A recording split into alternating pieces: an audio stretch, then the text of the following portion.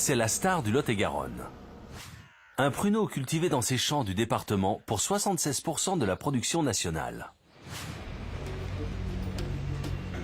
À la fin de l'été, ils sont ramassés pour être séchés, lavés, compactés dans une usine comme celle-là.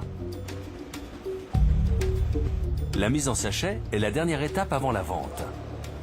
7,60 € le kilo au mieux en France. Mais ce prix est trop élevé par rapport à la concurrence internationale. Regardez sur ce site californien par exemple. Le prix au kilo est de seulement 6,80 €, soit 10% moins cher. Résultat, aujourd'hui la production annuelle française de pruneaux stagne à 45 000 tonnes, loin de la Californie, 80 000 tonnes, et encore plus loin du Chili, leader du pruneau, avec 100 000 tonnes. Alors, comment remonter la pente? Comment prendre des parts de marché à l'international? Comment revaloriser cette filière? Certains producteurs ont choisi le bio et la qualité pour continuer à exister sur le marché. Exemple avec la société Loup Prunel, dirigée par cet homme, Alain Brugalière, qui a invité Olivier Damézin à venir découvrir son entreprise.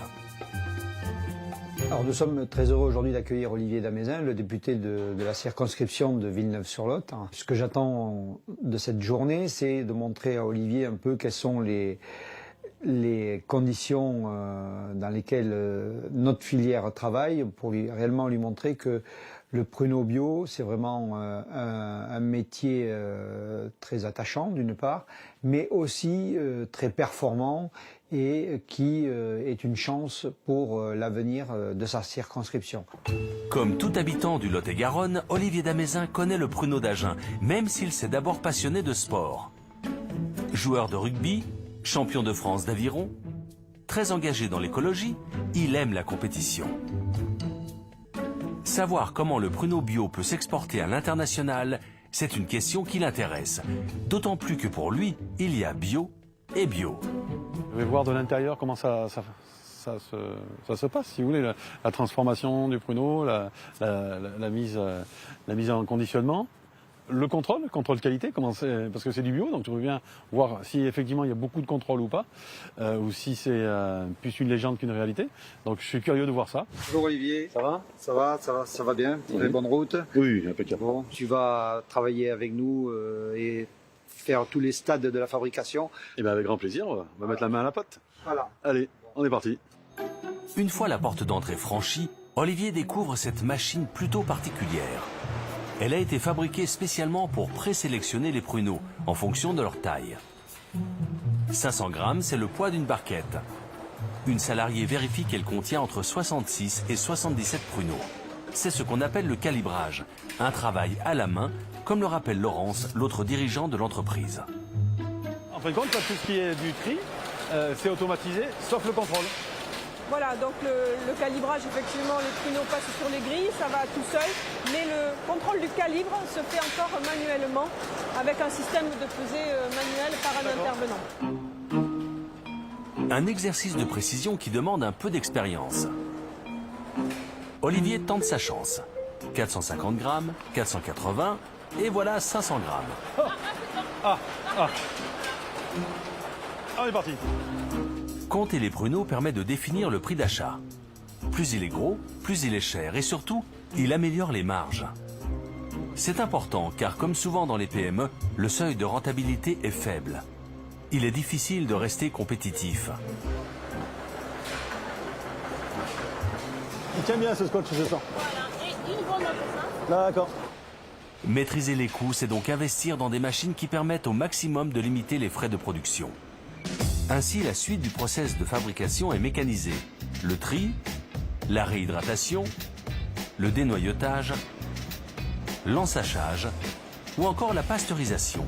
Tout cela se fait automatiquement sans la moindre intervention humaine. Pour les responsables de l'entreprise, c'était ça ou la disparition. Nous avons décidé avec M. Brugalière de franchir le pas de cette nouvelle construction. C'est vrai que jusqu'alors, on était sur les bâtiments de l'exploitation agricole de mes parents. On commençait à être un petit peu à l'étroit. Les normes étaient difficiles à atteindre, donc les normes dans l'agroalimentaire. La marche en avant était difficile à mettre en œuvre. On n'avait plus de place, on avait un petit frigo, donc pas suffisant pour stocker toute la production, toute la récolte.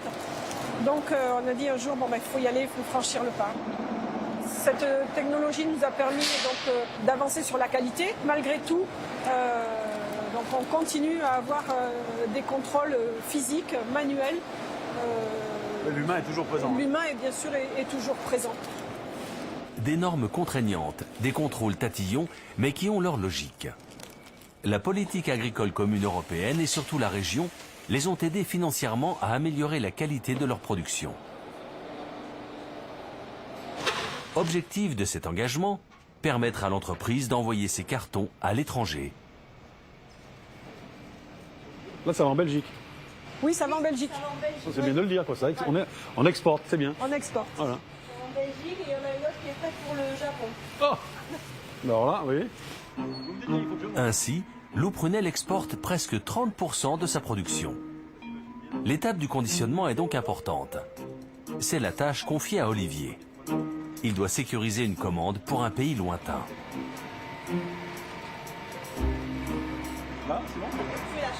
Cependant, vendre à l'étranger pour cette entreprise n'est pas si facile. Le prix élevé du bio reste un frein à l'international. Oui. Parce qu'on a quand même des tarifs qui sont 2 à 3 fois les prix du conventionnel à l'achat. Et à la revente, on a du mal à revendre à ces tarifs-là, parce qu'avec les multiplicateurs... Et des pays qui sont assez innovants, on va dire, au niveau du bio, là où c'est l'Allemagne, la Hollande, tout ce qui est Benelux, et vous ne vendez pas beaucoup? Non, parce qu'en alimentaire, ils achètent quand même du petit prix. Petit prix, d'accord. Mais par exemple, il y a beaucoup de pruneaux ou de prunes d'origine de Turquie. Et qui ne sont pas bio. Qui sont bio. Ah, ils sont bio, Qui peuvent être bio, mais pas très beaux et pas ils sont qualité, pas du tout dans nos qualité, qualités. Quoi. Voilà. et puis Donc, pas du tout dans la même façon que nous de la traiter. Voilà, la qualité du produit fini n'est pas non plus la même. Oui. c'est pas du tout le même goût. Quoi. Le même goût non plus, voilà. Effectivement, pour réussir à produire un pruneau comme celui-ci, le processus est rigoureux. Il commence ici, dans ses champs. Alain possède 8 hectares sur lesquels il fait pousser une partie de sa production. Cela lui permet de contrôler la qualité de ses pruneaux. Et cette exigence commence par ce geste, la taille.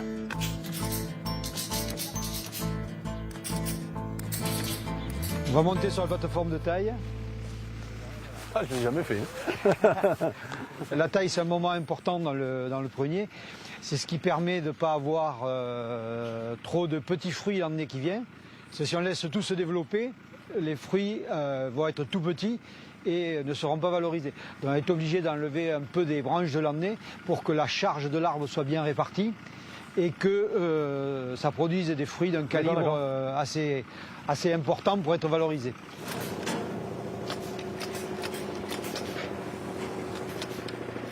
Donc le but c'est ça, c'est ici devant c'est pas trop bon parce que quand il y a la prune ça fait ça.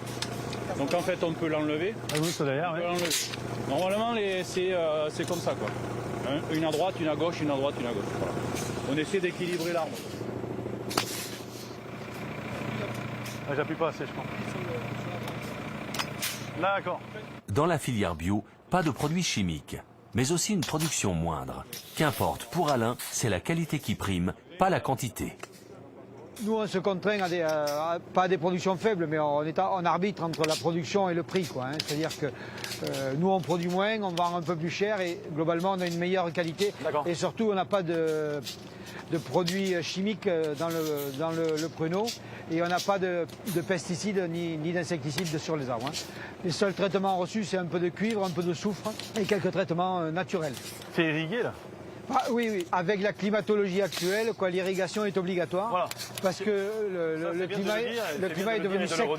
Hein, le climat est devenu sec. Voilà. C'est de l'eau de pluie qu'on récolte en hiver, qu'on stocke, et après on s'en sert d'irrigation. On ne va pas pomper dans les nappes phréatiques pour arroser les arbres. Non, très peu, il n'y a pas de pompage des nappes phréatiques. Tu peux le prendre, toi. Même à l'international, le bio est devenu un argument marketing. Partout dans le monde, la consommation de produits issus de l'agriculture biologique augmente. Une vague qui profite à l'entreprise d'Alain.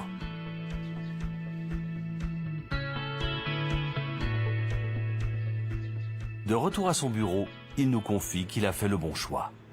Aujourd'hui, les filières bio sont les entreprises bio comme les nôtres, qui sont des entreprises exclusivement bio, sont parmi les plus fiables que l'on ait dans l'industrie alimentaire. Parce que c'est quand même des gens qui, toutes les entreprises bio, apportent beaucoup moins de conservateurs dans la fabrication, beaucoup moins de produits chimiques et essayent beaucoup moins de produits pétrochimiques.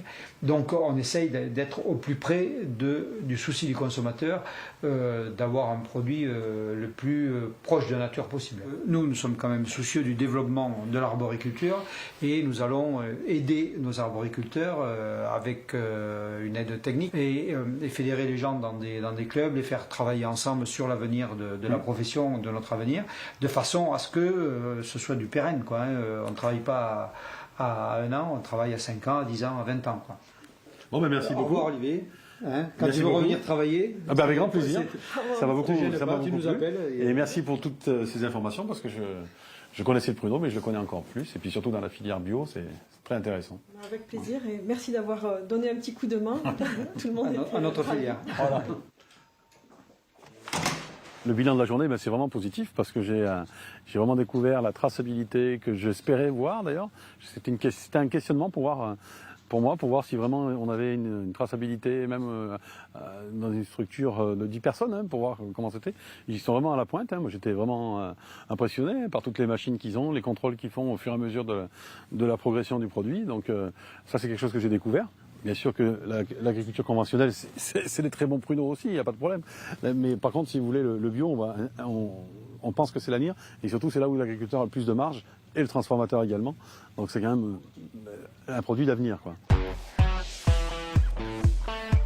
Chauffeur maintenant, c'est bon.